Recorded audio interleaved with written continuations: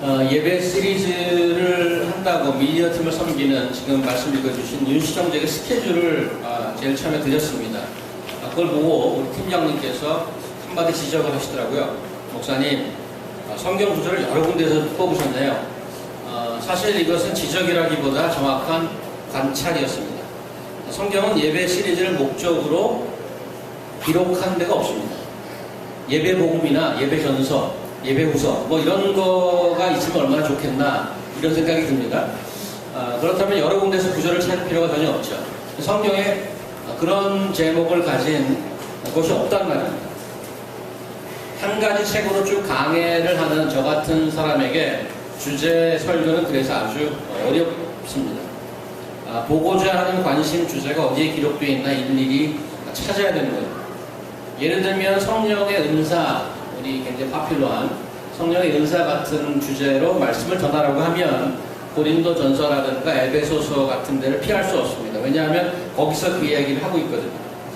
그렇지만 하나님께서 성령의 은사를 주제로 말씀할 목적으로 고린도 전서나 에베소서를 쓰지는 않았습니다. 이건 굉장히 중요한 얘기입니다. 왜냐하면 무엇이 먼저였냐를 알아야 주객이 전도되지 않습니다. 하나님께서 이곳저곳 성경 전체에 여러 가지 많은 이슈와 주제에 대한 언급을 하시고 생각을 남겨 놓으셨습니다. 하지만 성경 전체의 주제는 구원과 하나님의 나라입니다. 그런 큰 틀 안에서 어떤 주제를 보지 않으면 한 주제에 갇혀서 내가 보고 싶고 내가 하고 싶은 얘기만 하고 끝날 수 있는 위험성이 있습니다. 예배라는 주제를 접하면서 그래서 우리는 조심스럽게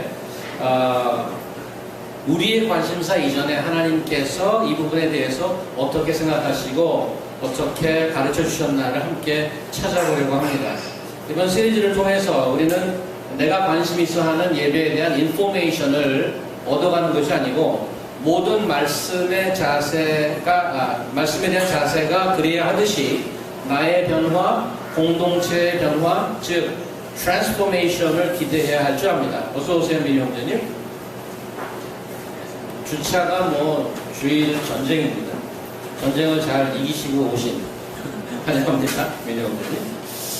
우리가 이 예배에 관한 말씀을 보면서 버려야 할 게 있을 수 있습니다. 고쳐야 할 게 있을 수 있고 완전히 새로 지어야 할 게 생길지도 모릅니다. 그걸 기대하면서 보도록 하겠습니다. 지난 주일 오후 4시가 훨씬 넘어서 모든 모임을 마치고 이 엘리베이터를 타고 나가면서 그 브로드웨이를 쭉 걷지 않습니까? 우리가 32가 쪽을 향해서 제가 happen to be walking with our church's model 윤경자매 옆에 이렇게 걷게 됐어요. 모델이잖아요. 네, 윤경자매께서 옆에 바로 우리 교회 지나서 오른쪽에 그 샵에 걸려있는 옷을 유심히 쳐다보는 것을 제가 보았습니다. 윤경자매의 그 움직임은 거의 본능적이라고 할 수 있었죠. 오정 형제 같은 경우는 걷다가 종종 자신의 트레이드마크가 있죠. 말도 안 돼. 그렇게 외치면서 건물의 스타일을 이렇게 분석하곤 합니다. 아들을 군대 보낸 어머니들은 길거리에 가다가 뭐만 눈에 보여요? 군인만 보입니다. 맨하탄을 온 세계 패션의 중심이라고 말하지만 그렇다고 맨하탄이나 뉴욕시티가 옷 때문에 생긴 도시는 아닙니다. 이것의 시대와 스타일을 넘나드는 다양한 건축물이 있긴 하지만 건축의 개념을 연구해보려고 건물을 짓진 않습니다. 모든 사람을 군인과 민간인으로만 구분해보는 사람이 있다면 정상이 아닙니다. 뉴욕시 전체의 역사와 맨하탄이 생겨나게 된 과정을 알고 패션을 보고 건물을 쳐다보면 오히려 그 관심사가 더 깊게 이해되고 알게 될 것입니다. 무슨 말씀을 드리는지 아시겠죠? 우리가 오늘부터 7주간 보게 될 예배 시리즈도 마찬가지입니다. 우리는 예배에 대한 관심이 어느 때보다도 높은 시기를 살고 있습니다. 예배가 살아야 교회가 산다. 예배가 회복되어야 한다. 예배의 목숨을 걸어라. 이런 제목의 책들이 시중에 꽉 널려 있습니다. 제가 신학을 시작할 90년대 후반에 예배학, 영성, 두성신학 이런 것으로 학위를 한 분들이 제 주변에 꽤 계셨습니다. 그때 깨달은 게 있죠. 와, 저런 게 요즘 대세구나. 근데 그렇게 되더라고요. 어떤 한 분야에 관심을 갖는 것은 귀하고 유익한 일입니다. 그런데 믿음 생활을 하는 우리는 어떤 주제이든 간에 하나님께서 우리를 구원하시고 그의 나라를 세워가시는 큰 틀 안에서 그것을 이해해야 할 것입니다. 우리가 쓰는 말 중에 원래 의미는 사라지고 다른 뜻으로 된 말들이 꽤 있습니다. 예를 들면 마담이라는 뜻입니다. 마담. 마담은 원래 어느 나라 말이죠? 프렌치입니다. 프렌치. 그죠? 이 말은 프랑스에서 결혼한 여자분들을 높여 부르는 존칭입니다. 미국에는 미세스 같은 거죠. 마담이죠. 이것이 우리나라에 들어오면서 다방 여주인이나 룸살롱의 스태프들 같은 직종을 뜻하는 말로 둔갑했습니다. 파생어까지 생기죠. 어떤 조직의 대표이지만 실권이 없는 사람을 뭐라고 합니까? 얼굴 마담이라고. 이렇게 파생어도 생깁니다. 그리고 제가 정말 궁금해하는 표현 하나가 있는데 영어임에도 불구하고 아마 이 말은 대한민국에만 독특하게 사용되는 독특한 용법으로 사용되지 않나 싶습니다. 그 말이 뭔가 하면 fighting이라는 영어 FIGHT에다 ING를 붙이는 fighting이라는 단어. 우리나라 사람들 그 원래 뜻은 싸움을 하다라는 뜻이잖아요, 그죠? 근데 우리나라 사람들이 모여서 파이팅 하면은 힘내자, 잘해보자 이런 뜻으로 사용됩니다. 근데 이 말이 얼마나 보편화되어 있는지 모릅니다. 운동 경기 할 때는 물론 이것뿐만 아니죠. 어떤 요즘 뭐 자주 우리나라 영화 제작 발표회 같은 데 할 때 배우나 그 감독이 나와서 이렇게 사진 찍죠. 파이팅 하면서. 오디션 프로그램에 그룹들이 나와서 자기들끼리 파이팅하고 그런 컨텍스트에서 다른 표현이 생각나지 않을 정도로 보편화되도록 씁니다. 영어의 본고장에서 미국 사람들이 그런 의미로 사용하나 모르겠어요. 그렇게 사용합니까? 영어를 잘하시는 안세진 자매님. 저는 그 파이팅이라는 말이 그런 의미로 사용된 유래를 잘 모릅니다. 미국 사람 앞에서 한 번도 사용한 적은 없고 앞으로도 사용 안 하려고 합니다. 우리가 보려는 예배라는 말은 어떨까요? 예배가 살아야 한다? 예배에 목숨을 걸라라는 표현 등에서 사용된 예배라는 의미는 무엇일까요? 여러분들 일반 대화 중에 예배라고 하면 어떤 의미로 사용하십니까? 다음 검색 웹 포털 사이트 다음이 있죠. 한국의 다음에 들어가서 국어사전을 찾아서 예배를 검색했더니 이렇게 나옵니다. 넘버 1 개신교에서 성경을 읽고 기도와 찬송으로 하나님에 대한 존경과 숭배를 나타내는 의식 이렇게 정의하고 있어요. 그래서 예배를 의식, 리추얼, 세레모니로 정의하고 있습니다. 넘버 2 종교 가로하고 성스러운 대상에 대하여 경의를 가지고 절을 하는 행위. 두 번째는 예배를 행위, 어떤 행위로 정의했습니다. 세상에서 예배를 이렇게 이해하는 겁니다. 우리 그럼 기독교인들의 예배라고 할 때 어떤 의미로 쓸까? 제가 보편적으로 사용하는 그 뜻을 담아서 사전식으로 한번 표현해 볼게요. 우리는 어떤 식으로 예배를 사용하는가? 제가 한번 해보겠습니다. 조금 긴데 bear with me. 규모가 작은 곳이면 1회, 큰 곳이면 5회 이상까지 회당 1시간에서 1시간 반 정도 소요되는 썬데이에 가지는 기독교인들의 모임 형식을 말한다. 찬송가나 복음송가라는 노래를 수차례 부르고 대표자가 기도를 하고 찬양대라는 그룹이 합창 하나 부르고 성경을 읽고 목회자가 설교를 하고 참석자들이 헌금을 하고 공지사항을 알리고 목사의 축도라는 것으로 마치는 종교 프로그램이다. 어떤 모임에서는 성찬식이라는 의식을 행하기도 한다. 교회 예배 프로그램은 썬데이에는 꼭 하고 수요일이나 금요일에 추가로 하는 데도 있다. 제가 정의를 잘 내겠습니까? 우리가 예배하면 그런 식으로 표현합니다. 야, 예배 늦지 않게 와. 너 수요일에 올 거야? 오늘 예배 좋았지? 이런 식으로 얘기할 때 그 예배를 어떤 식으로 표현하나? 짧게 말하면 주일 대예배, 수요 예배, 금요 예배 이런 식인 거죠. 오늘 주제가 예배의 정의입니다. 방금 전에 제가 예배의 정의를 잘 말한 건가요? 여러분 중에는 이제 이렇게 생각하는 분이 생기기 시작해요. 목사님, 예배는 그 순서나 형식이 아닙니다. 그 내용이 중요하죠. 하나님의 임재가 있는지, 내가 그걸 어떻게 느끼는지 그런 게 정말 중요한 게 아닙니까? 그게 예배죠. 오케이. 제가 그래서 구글에서 월십을 쳤습니다. 다음 말로 구글에 들어가서 월십을 쳤더니 데피니션이 바로 나오는데 제일 첫 번째 뜨는 말이 말이에요. The feeling or expression of reverence and adoration for a deity. 번역하면 신을 향한 경외의 표현이나 느낌으로 worship을 define하고 있습니다. 그러니까 예배를 느낌으로 정의한 것입니다. 이 정의에 의하면, 구글의 정의에 의하면 내가 느낌이 좋으면 예배가 좋았다고 말할 수 있는 거죠. 그죠? 우리가 모일 때 이런 깊은 느낌을 받을 때 하나님께 진정으로 예배를 드렸다 이렇게 말할 수 있는 거죠. 그래서 예배의 성패는 참석한 사람들이 그런 느낌을 얼마나 갖도록 하느냐 마느냐에 달려있단 말이죠. 그런데 문제가 있는데 느낌과 경험이라는 것은 다분히 주관적이라는 데 문제가 있어요. 사람마다 천차만별이거든요. 어떤 느낌, 어떤 경험을 가져야 진정한 예배로 여길 수 있겠는가? 그것을 도대체 누가 어떻게 정해야 하나? 서로 다른 느낌, 다른 경험을 갖게 되었다면 누가 옳은 건가?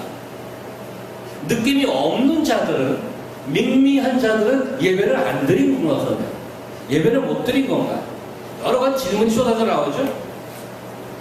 느낌과 경험을 가지고 예배를 정의하다 혼난 교회가 있죠. 아십니까? 고린도 교회가. 느낌의 종류에 따라서, 경험의 유무에 따라서 교인들에게 랭킹을 먹였습니다. 특 A, A급, B, C급, 무급, 여러 회. 예배로 하나 되는 게 아니라 예배보다가 싸움이 붙은 거죠. 그러면 예배란 단어의 일반적 의미로 정의를 시도해 보도록 하겠습니다. 예배의 영어 번역이 worship입니다. worth plus ship을 합성해서 만든 worship이라는 단어인데 번역하자면 가장 최고의 가치, supreme worth를 하나님께 드린다는 의미입니다. worship. 성경 말씀 하나 보겠습니다. 역대상 16장 보도록 하겠습니다. 제가 한번 읽겠습니다. 만방의 족속들아 영광과 권능을 여호와께 돌릴지어다. 명령인데 여호와께 영광과 권능을 돌리라고 합니다. 여호와의 이름에 합당한 영광을 그에게 돌릴지어다. 예물을 가지고 그 앞에 들어갈지어다. 아름답고 거룩한 곳으로 여호와께 경배할지어다. 온 땅이여 그 앞에서 떨지어다. 세계가 굳게 서고 흔들리지 못하는가.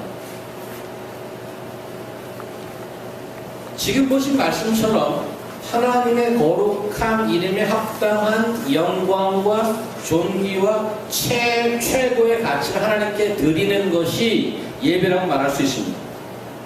그렇게 예배를 정의한다면 완벽한 것인가? 거기에도 문제가 좀 남긴 합니다. 제가 싱글 때 저희 아내를 만났는데 좋아서 작업을 좀 걸었습니다. 제 노래를 라이브로 녹음해서 그 테이프를 들으라고 준 겁니다. 데이트용 선물들이 보통 있지 않습니까? 그것보다 물론 싸게 먹겠습니다. 하지만 온 세상에 하나밖에 없는 음반이라는 희귀성으로 치자면 최고의 선물 아니겠습니까? 승범 형제도 그런 작업 혹시 안 하십니까? 선영자매 반대가. 지금은 목사님이 된 제 친구 집에 녹음 스튜디오가 있었습니다. 친구는 친구들이 찾아오면 노래를 부르라고 시키고 자기는 헤드폰을 끼고 믹서도 있고 다 갖추고 있습니다. 그럼 녹음해 주는 게 취미입니다. 그래서 제가 조금 헤매면 어디 에코도 좀 넣어주고 좀 뿌옇게 목소리를 좀 바꾸고 최고의 작품을 뽑아야 돼요. 그래서 하나 제가 뽑아갖고 들어보니까 괜찮아요. 그래서 그걸 줬죠. 근데 제가 그냥 노래만 한 게 아니고 노래 중간중간에 좀 색깔 있는 멘트도 넣고 그렇게 한 거죠.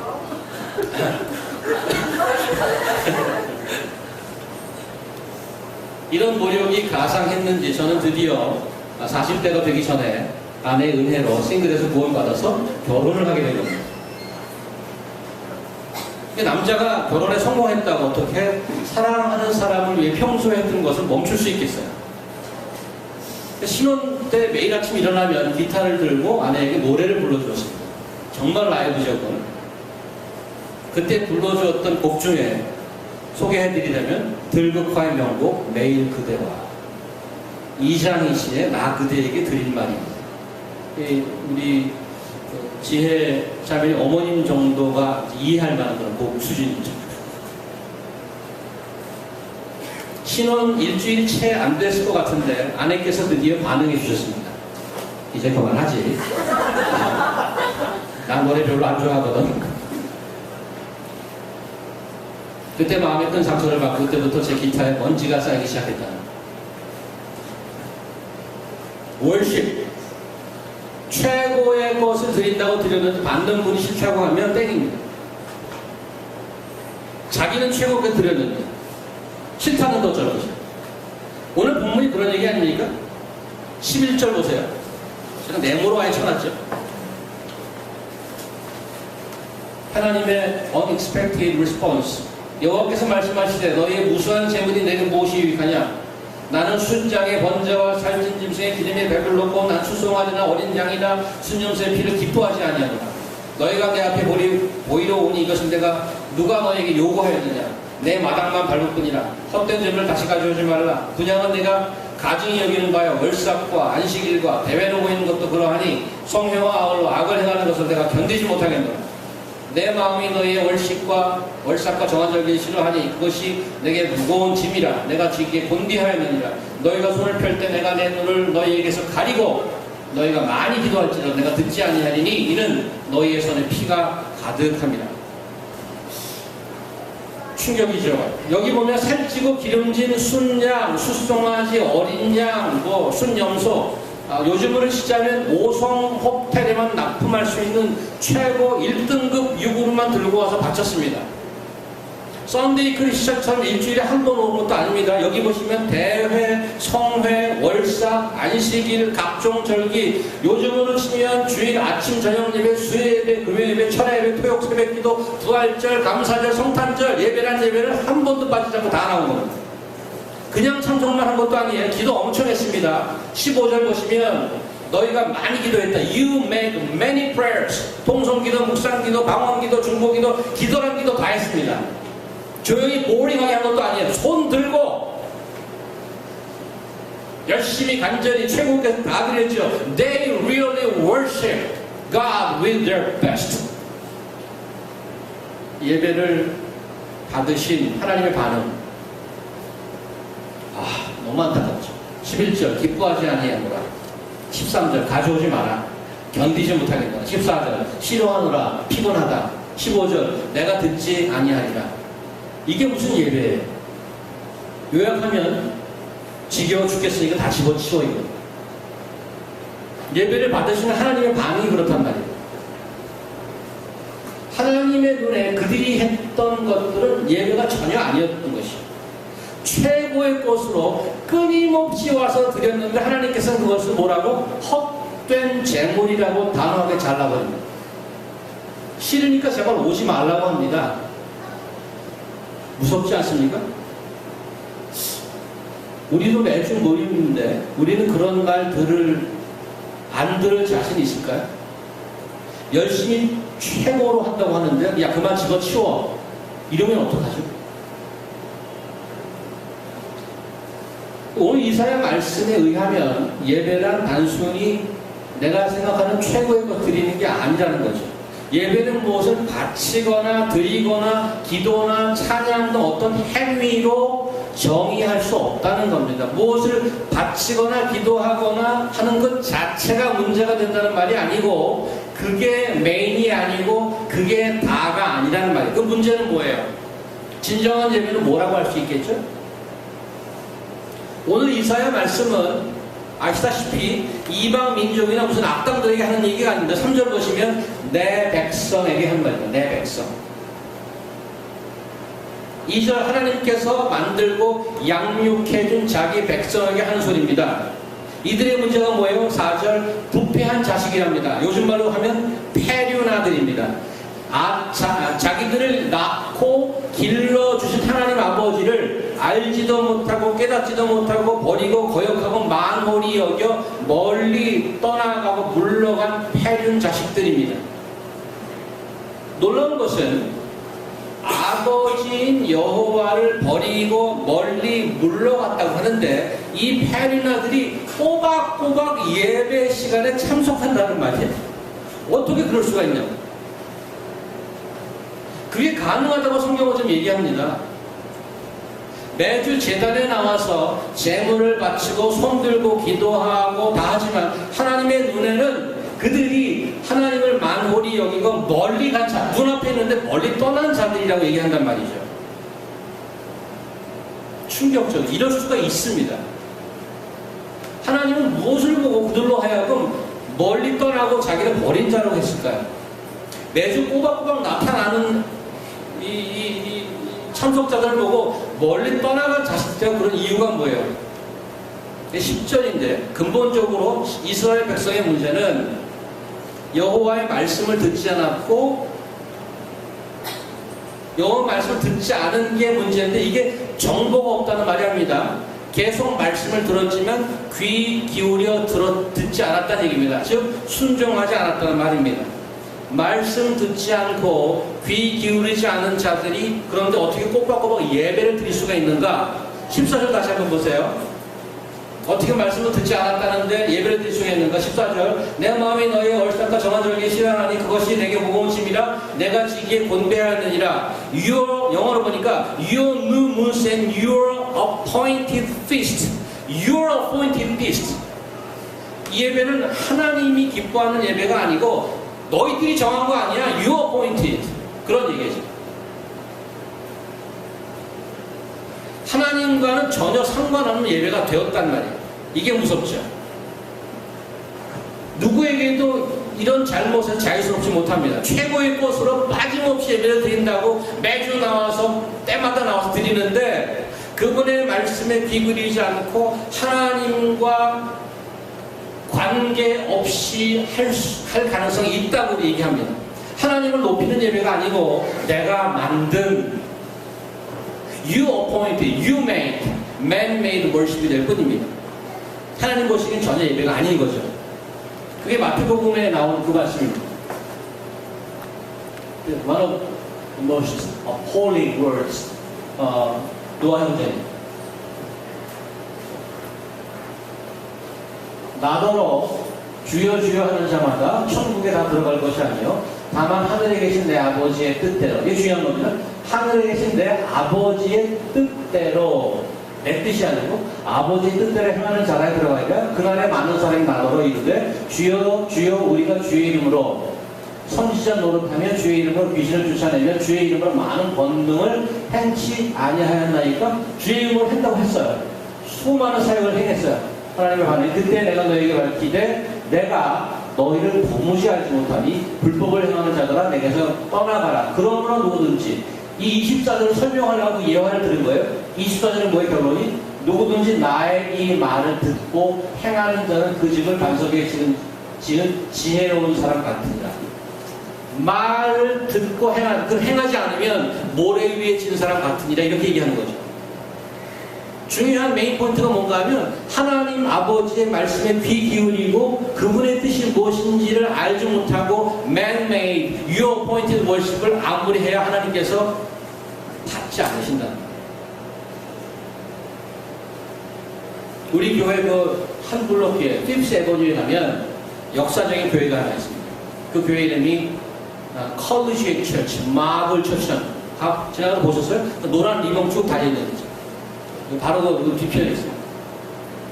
1600년대에 시작한 역사와 전통을 자랑하는 사실 저희 교회도 교단교회입니다.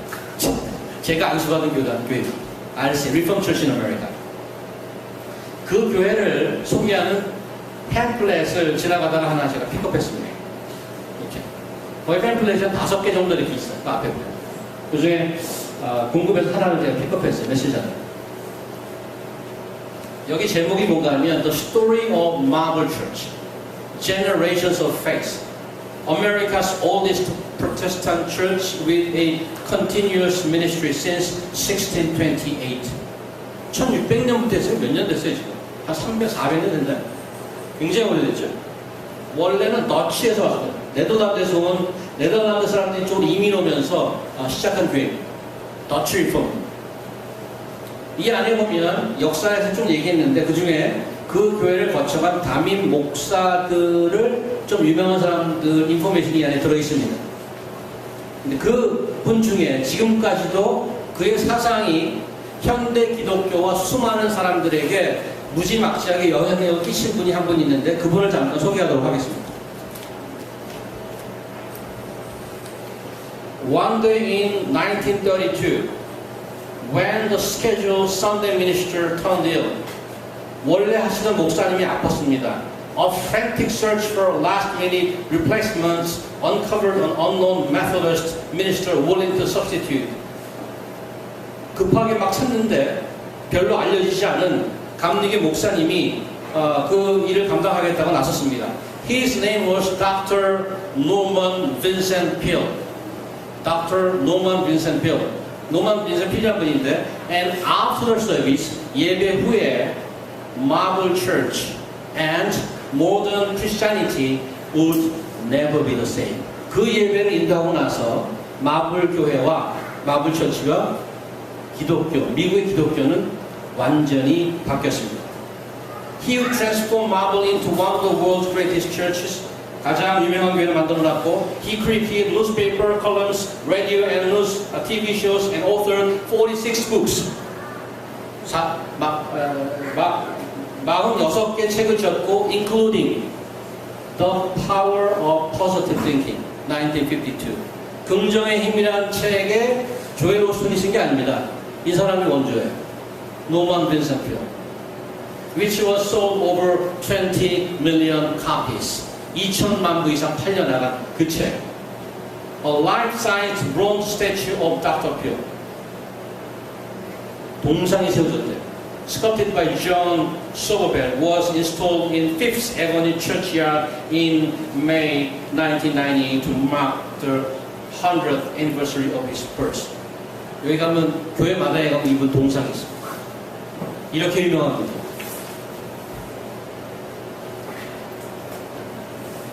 이 노만 빈센트 필 이분께서는 그 유명한 여러분이 들었을 가능성이 높은 캘리포니아 수정교회 로버트 슐러 목사님의 사부입니다. 노만 빈센트 필은 뉴에이지 선교자입니다. The Power of Positive Thinking. 조엘 오스틴 유명세를 타게 한 그 원조죠. 긍정의 힘 사상의 핵심은 이겁니다. 마음먹은 대로 된다. What a powerful message, isn't it? 마음 먹은 대로 된다예요. 나는 부자가 될 거야, 될 거야, 될 거야. 그럼 부자가 돼.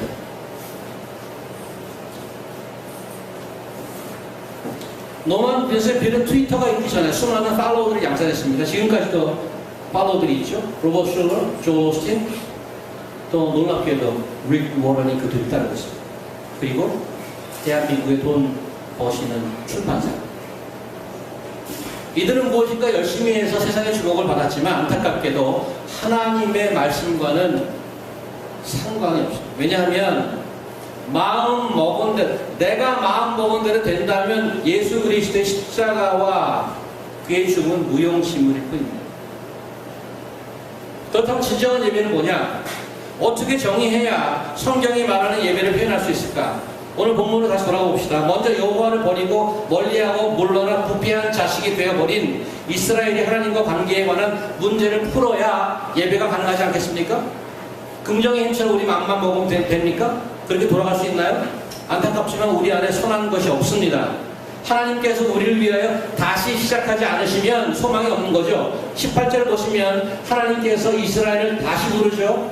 우리는 그냥 놔두면 죽을 인생이었습니다. 하나님께서 다시 불러주지 않으면 소망이 없는 인생들입니다. 하나님께서 늘 우리를 다시 불러주시지만 문제를 그냥 덮고 가진 않으십니다. 우리의 근본적인 문제가 뭔가 하면 죄라고 되어 있습니다. 죄는 내가 어찌할 수 없는 불치병입니다. 죄는 나를 낳아주시고 길러주신 아버지를 몰라보는 불치병이라고요. 그리고 아버지를 싫어하는 병입니다. 아버지께서 그 불치병을 고쳐주시겠다고 우리를 초청하죠. 18절 여호와께서 말씀하시되 오라 우리가 서로 변론하자. 너희의 죄가 주홍 같을지라도 눈과 같이 희어질 것이요 지렁같이 붉을지라도 양털같이 희게 되리라. 그래서 간단하게 1차적으로 얘기하면 예배란 이 하나님의 초청에 대한 전인적인 반응이라고 할 수 있습니다. 성경은 죄를 다른 곳에서 에베소서 2장에 보면 죄인들은 죽었다고 표현해요. 죽었다. 죽은 자는 말이 없습니다. 차도 반응이 없습니다. 아무리 초청을 해도 시체는 반응이 없는 것입니다. 그래서 조금 전에 했던 얘기를 좀 발전시키면 예배란 하나님이 살려주신 자들이 그 은혜에 반응하는 것이라고 말할 수 있습니다. 오늘 이미 본문에 보셨지만 예배라고 이름 짓고 프로그램 만들고 제물을 바치고 기도했던 것을 하나님께서 싫어하셨단 말이죠. 왜 싫어하셨어요? 내 말을 전혀 듣지 않고 너희들 만든 거 아니냐. 그래서 예배를 생각할 때 중요한 요소가 있는데 하나님이 기뻐하는 방법이 있다고 얘기하는 겁니다. 하나님이 지정하고 하나님이 기뻐하는 방법이 있습니다. 그걸 어떻게 알아요? 그게 말씀입니다.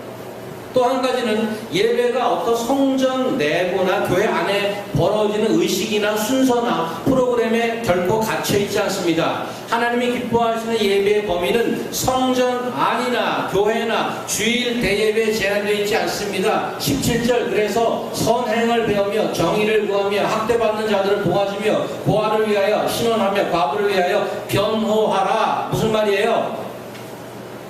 이웃을 대하는 나의 Monday to Saturday가 예배가 될 수 있다는 얘기예요. That includes. 그래서 좀 발전해서 다시 한번 정의를 하면 예배란 생명 주신 하나님의 은혜에 반응하여 그의 말씀에 순종하여 이웃을 사랑하는 하나님이 기뻐하시는 전인적인 삶이다. 이렇게 정의할 수 있습니다. 그래서 내 삶이 진정한 예배가 되려면 알아야 될 것이 꽤 있는데 죄와 은혜를 아는가? 하나님이 기뻐하는 일이 무엇인지를 아는가? 그것을 알기 위해 말씀을 아는가? 이웃을 사랑하는가?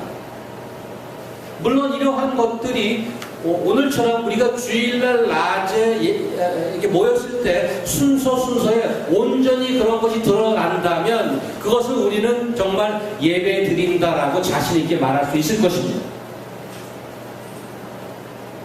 개역 개정 한글어판에 구원을 검색하면 541회가 됩니다. 예배를 검색하면 몇 회 나올 것 같습니다. Just guess. 구원을 541회 나옵니다. 예배를 검색하면 몇 분 나오고 대충 현정되는 그 생각이. 네? 300분? 1000번? 오케이. 예배 잘하는 현정되는. 예배를 사고 승부형도 어떠잖아. 몇 번쯤 나오고 너 아이냐 권력을 당하기 싫어하는 차윤영씨 몇 번쯤 나올 것 같아. 예배 구원은 541회 예배는 700번 예배는 36회 나옵니다. 굉장히 적죠. 그래서 이건 아니다. 이 도대체 이럴 수가 없다. 근데 경배를 또 찍었어요. 경배를 찍었더니 역시 104번 나옵니다. 합치니까 140번이에요. 그래도 구원 541대 148이니까 구원의 4분의 1 수준밖에 안 됩니다. 이 말을 나름대로 해석해보면 하나님께서 우리 안에 예배 드릴 가능성을 마련하는데 이미 훨씬 더 많은 준비를 하셨다고 말할 수 있지 않겠습니까? 왜? 구원받은 자들의 반응이기 때문에 예배는. 예배는 내가 만드는 것이 아니고 하나님께서 준비시켜 주시는 것입니다. 그것을 아는 자가 진정한 예배자가 될 수 있습니다. 한 가지 더 놀라운 것은 우리가 이 땅에서는 많은 사역들이 있습니다. 전도, 선교, 봉사, 성경공부, 교육, 그런 건데 이런 모든 사역은 다 한시적입니다. 이 땅에서만 있습니다. 한 가지 우리가 천국에 가서도 계속하는 것이 있는데 그것이 예배. 그래서 이 땅에서 우리가 예배를 온전히 드린다는 것은 영원히 가치 있는 일을 하는 것이라고 말할 수 있습니다. 오늘 우리는 Rethinking Worship 시리즈 첫 번째 시간을 했습니다. 성경의 가르침에 맞게 예배를 정의해 보았습니다. 나머지 6번 동안 하나님께서 가르쳐 주신 예배의 풍성함에 대해서 배우기를 기대합니다. 주일 예배에 오신 사랑하는 복음으로 하나 되는 성도님들, 제가 묻겠습니다. 죄와 은혜를 아십니까? 하나님이 기뻐하시는 일을 아십니까? 말씀을 아십니까? 이웃을 사랑하십니까? 이런 것들을 깊이 생각하시며 여러분들이 살아가는 한 주 내내 예배가 되는 여러분 삶 되기를 예수의 이름으로 축원드립니다. 기도하겠습니다. 하나님 감사합니다. 저희가 하나님께 드리는 예배가 어떠한 의미가 있고 하나님께서 기뻐하시는 예배가 무엇인지를 찾아보기 시작했습니다. 아버지 가르쳐 주시옵시고 그래서 저희가 필요한 것을 고치고 필요 없는 것은 버리고 그래서 하나님께서 진정으로 온전히 하나님 앞에 기뻐하는 예배자로 설 수 있도록 하나님 인도하여 주시옵소서. 예수 그리스도의 이름으로 기도합니다. 아멘.